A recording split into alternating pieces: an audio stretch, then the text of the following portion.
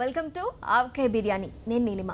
Section 8 అమలు కావటం లేదంటూ 15 రోజులుగా గొడవ చేస్తున్న చంద్రబాబు నాయుడు రాష్ట్రపతిని కలిసినప్పుడు సెక్షన్ 8ని గవర్నర్ అమలు చేయటం లేదని ఎందుకు చెప్పలేదో వివరించాలని వైఎస్ఆర్ కాంగ్రెస్ నేత బొత్స సత్యనారాయణ డిమాండ్ చేస్తున్నారు. కేసీఆర్, ఆయన తనయుడు కేటీఆర్లు అధికార దుర్వినియోగానికి పాల్పడుతూ అక్రమాలు చేస్తున్నారని కాంగ్రెస్ నేత బట్టి విక్రమార్క ఆరోపిస్తున్నారు. కేసీఆర్ కు దమ్ముంటే టీడీపీ నుంచి వచ్చిన ఎమ్మెల్యేల చేత రాజీనామా చేయించి ఎన్నికలకు సిద్ధం కావాలని తెలంగాణ టీడీపీ నేత ఎర్రబెల్లి దయాకర్ రావు డిమాండ్ చేస్తున్నారు. ఇటువంటి ఆసక్తికర కథనాలతో ఆవకాయ బిర్యానీ రెడీ.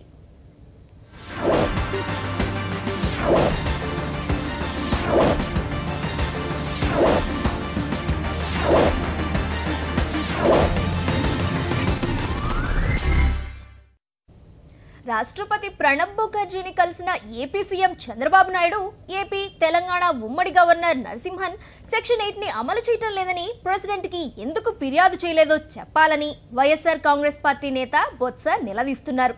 ఇప్పటికైనా రాష్ట్రపతిని కలిసి ఈ విషయంలో క్లారిటీ తీసుకోవాలన్నారు.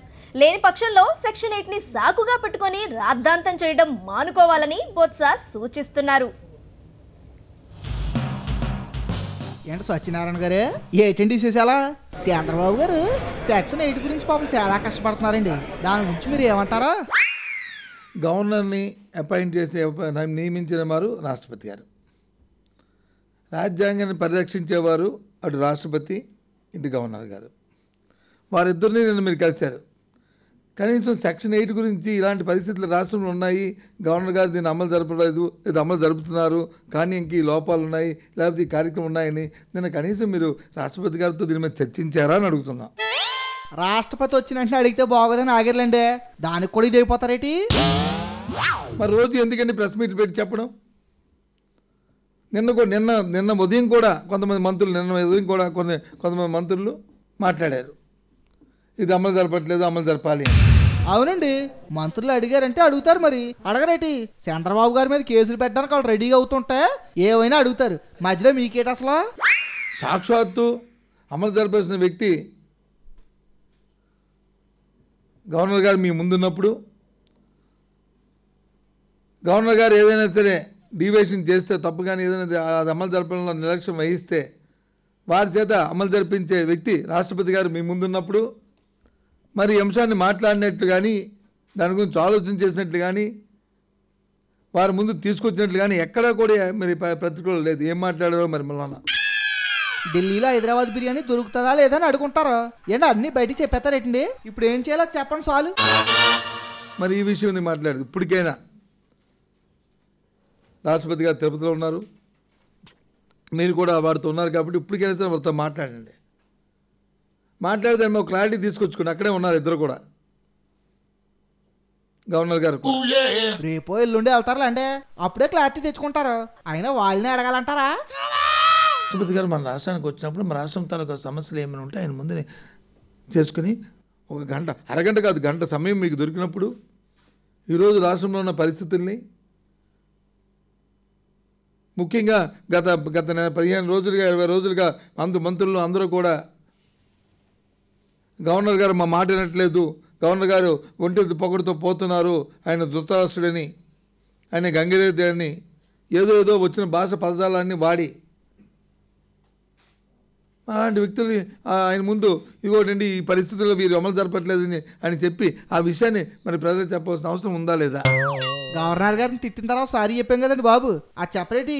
అయినా గవర్నర్ గారు లేని టైం చూసుకుని ప్రెసిడెంట్ గారు సేవలో చెప్తే మంచిదేమో ఆలోచిస్తున్నారో ఏటో. ఈ ఓటుకు నోటు కేసు పుణ్యమా అని చంద్రబాబు గారు పాపం అస్సలు పరిపాలన చేయలేకపోతారండి బాబు. మీరు ఏమన్నా చెప్పకూడదా? ఇక 3 రోజుల కిందట రాష్ట్రంలో మేము 10 సార్లు చెప్తే రాష్ట్ర ప్రజలు ఇబ్బంది పడుతున్నారంటే, రైతాంగం ఇబ్బంది పడుతున్నారంటే అట్టికాలకి ఎస్ఎల్బిబిసి మీటింగ్ పెట్టారు. స్టేట్ లెవెల్ బ్యాంకర్స్ మీటింగ్ని ఏర్పాటు చేయడం జరిగింది. అమ్మయ్యా పెట్టారా, మంచి పని చేశారు. మరి ఏ నిర్ణయం తీసుకున్నారు మీటింగ్లో? మన రాష్ట్ర ప్రభుత్వం నిర్ణయం తీసుకుంది ఆ బ్యాంకర్స్తో కలిసి,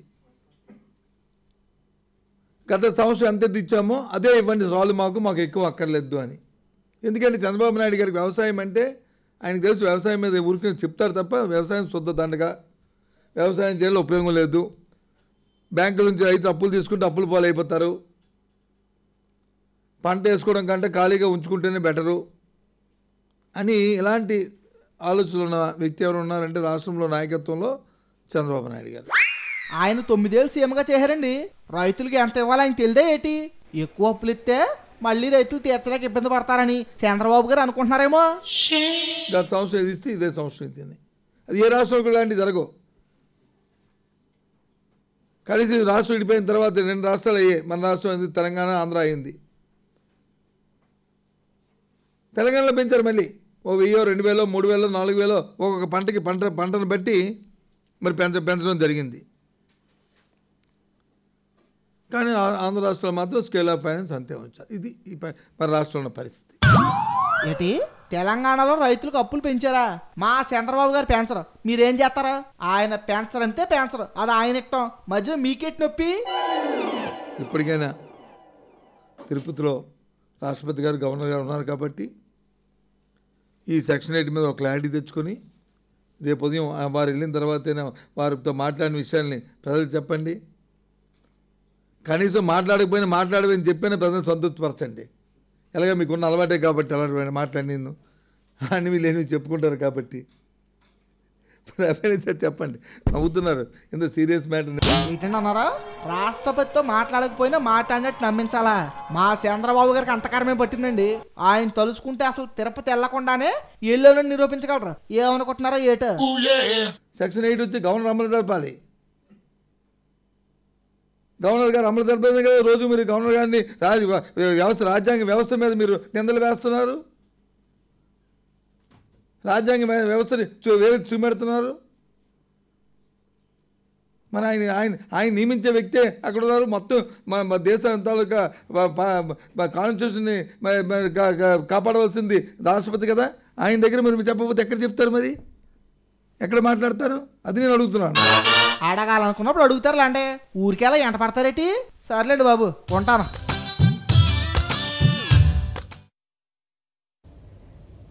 తెలంగాణ ముఖ్యమంత్రి కేసీఆర్ పై కాంగ్రెస్ నేత బట్టి విక్రమార్క నిప్పులు జరుగుతున్నారు.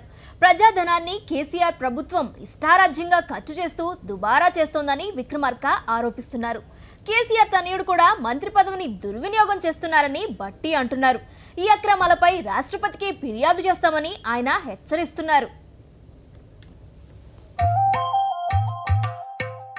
అయినోళ్లకు ఆకులల్లా, కానోళ్లకు కంచాలల్లా అన్నట్టే ఉన్నది టీఆర్ఎస్ ప్రభుత్వం పని కూడా అని అంటున్నాడు కాంగ్రెస్ లీడర్ బట్టి విక్రమార్క సారు. తెలంగాణ ప్రభుత్వం ప్రజల సొమ్మును ఉత్తి పుణ్యానికే ఖర్చు చేస్తున్నారని అంటున్నాడు. గాళ్లకు తెలిసిన చుట్టాలకు, గాళ్లకు రాజకీయంగా వానుకొచ్చేటోళ్ళకే ఇస్తున్నారు. గిదేం తరీకనే అని అడుగుతున్నాడు బట్టి విక్రమార్క సారు. అటు ఇనుర్రి. ఈ టీఆర్ఎస్ ప్రభుత్వం రాష్ట్ర ప్రజల సొమ్ముని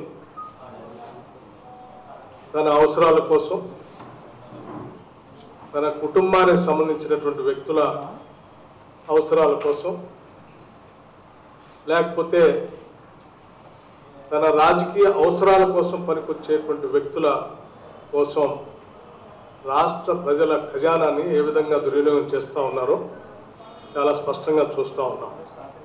బంతిలో ఏడ కూసుటేంది, వడ్డిచ్చేటోడు మనోడే అన్నట్టు కేంద్ర మంత్రి కొడుకుకు సంబంధించిన కార్ల కంపెనీ డీలర్షిప్ తోని ఎసొంటి టెండర్లు లేకుండా గనిగనం కార్ ఇప్పించుకున్నాడు. ఈ 2 పార్టీల నడుమ ఎంతగానం దోస్తానున్నదో చూడురు అని అంటున్నాడు సారు. దాదాపు 3883 ఇన్నోవా వెహికల్స్ అచ్చాదీన్ ఆనే వాళ్ళ అచ్చాదీన్ అని చెప్పినటువంటి భారతీయ జనతా పార్టీకి సంబంధించి ఒక ప్రముఖ నాయకుడికి సంబంధించిన డీలర్షిప్ ఇన్నోవా కార్లకేమో ఎటువంటి టెండర్లు లేకుండా 3883 వెహికల్స్ కొని కేంద్ర రాష్ట్ర ప్రభుత్వాల యొక్క, అంటే ఆ ప్రభుత్వాలకు సంబంధించిన రాజకీయ పార్టీల కలయిక ఏ రకంగా ఉందో చాలా స్పష్టంగా చూపించారు. తెలంగాణ ముఖ్యమంత్రి కేసీఆర్ కొడుకు కేటీఆర్ గాయనకు సంబంధించిన వాళ్లకు బైక్ల స్కీమ్ ఇచ్చిండని అన్నాడు. ఒక మంత్రి గుండి గిదేం పద్ధతి అని నిలదీసిండు సారు. దాదాపు ఒక 2000 మోటార్ సైకిల్, హీరో హోండాకు సంబంధించిన మోటార్ సైకిల్స్ ని తన కొడుకు సాక్షాత్తు ఈ రాష్ట్ర ముఖ్యమంత్రి కేసీఆర్ గారి కొడుకు సంబంధించినటువంటి, అంటే ఈ రాష్ట్ర మంత్రివర్గంలో మంత్రిగా ఉన్నటువంటి కేటీఆర్ గారికి సంబంధించిందని చెప్పబడేటువంటి ఒక ఏజెన్సీలో కొనటం అనేది ఈ ప్రభుత్వానికి జనం సొమ్ము ఎట్లా ఖర్చు పెట్టాలనో బాగా తెలిసినట్టుంది. అందుకే గాల రాజకీయాలకు వనుకొచ్చేటోళ్లకు ఎంత ముద్దుగా ఖర్చు పెడుతున్నారో చూడురని అంటున్నాడు. ఈ రాష్ట్ర ప్రభుత్వానికి ప్రజల సొమ్ముని ఏ రకంగా వారి వారి అవసరాల కోసం, వారి కుటుంబాలకు సంబంధించిన వ్యక్తుల అవసరాల కోసం, లేకపోతే ఆయన కుటుంబాలకు సంబంధించినటువంటి వ్యక్తుల ప్రయోజనాలు కాపాడటం కోసం పనికొచ్చేటువంటి రాజకీయ పార్టీల కుటుంబాల కోసం ఏ రకంగా ఖర్చు పెడతా ఉన్నారో స్పష్టంగా దీని ద్వారా అర్థమవుతాం. ముఖ్యమంత్రి కేసీఆర్ రాజరికపు పోకడలు పోతున్నాడని చెప్తున్నాడు సారు. ఇక ఈడ రాజ్యాంగం గాని, విలువలు గాని, విధానాలు ఏం లేవని అంటున్నాడు. ఈడ రాజ్యాంగం లేదు, ప్రజాస్వామ్యం లేదు, విధానాలు లేవు. కేవలం రాచరికపు పోకళ్లతో కూడినటువంటి ఆలోచనలు తప్ప ఈ రాష్ట్రంలో మరే ఇతర వ్యవస్థలు ఉన్నట్టుగా కనపట్లేదు. ఇక మంత్రి శ్రీనివాస్ యాదవ్ సంగతి ఏం చేసినామని అడుగుతున్నాడు. ఉదాహరణకి ఈ రాష్ట్ర ప్రభుత్వంలో మంత్రిగా ఉన్నటువంటి తలసాని శ్రీనివాస్ యాదవ్ గారు డిసెంబర్ 16, 2014 మంత్రిగా ప్రమాణ స్వీకారం చేశారు. రాజ్యాంగం ప్రకారం రాజీనామా చేసినాక 6 నెలల కల్లా ఏదైనా ఒక చట్టసభకు ఎన్నిక కావాలి. మరి నువ్వేం చేస్తున్నావని అడుగుతున్నాడు సారు. అంటే ఆనాడు ప్రమాణ స్వీకారం చేపించింది ఈ ముఖ్యమంత్రి గారు. ఆయనని టీఆర్ఎస్ శాసనసభ్యుడిగా కాకుండా ఆయన రాజీనామా చేసిండని చెప్పి రాజీనామా పత్రాన్ని కూడా సమర్పించి ఒక సామాన్య పౌరుడిలాగా మంత్రిగా ప్రమాణ స్వీకారం చేపించారు. రాజ్యాంగం ప్రకారం ప్రమాణ స్వీకారం చేసినటువంటి ఏ వ్యక్తి అయినా కనీసం 6 నెలల లోపల ఏదో ఒక చట్టసభకి ఎన్నిక కావాల్సినటువంటి అవసరం. ఈ పనుల మీద, గాలి చేస్తున్న స్కామ్ల మీద రాష్ట్రపతికి కంప్లైంట్ చేస్తామని అంటున్నాడు సారు. త్వరలోనే రాష్ట్రపతి గారి సమయాన్ని కోరి ఈ రాష్ట్రంలో జరుగుతున్నటువంటి స్కామ్స్ పైన, బిజినెస్ రూల్స్ కు వ్యతిరేకంగా జరుగుతున్నటువంటి పరిపాలన పైన, రాజ్యాంగ నిబంధనలకు అనుగుణంగా లేకుండా జరుగుతున్నటువంటి మంత్రి మండలి సభ్యుల పైన వారి దృష్టికి తీసుకొని వచ్చి చర్యలు తీసుకోవాల్సిందిగా కాంగ్రెస్ పార్టీ పరంగా కోరబోతా ఉన్నాం. విన్నారు కదా, ఇగో ఇట్లున్నది రాజకీయ నాయకుల తీరు. ఎవరి కడుపు నొప్పి గాళ్ళకి తెలుస్తుంది కానీ పక్కన నిలబడ్డానికి ఏం తెలుస్తుంది చెప్పుర్రి. గాళ్ళు ఎందుకు ఇచ్చుర్రా అంటే మనకేం తెలుస్తుంది సారో. సరేతి మరికి ముచ్చట మీద టీఆర్ఎస్ నాయకులు ఏమంటారో చూడాలి.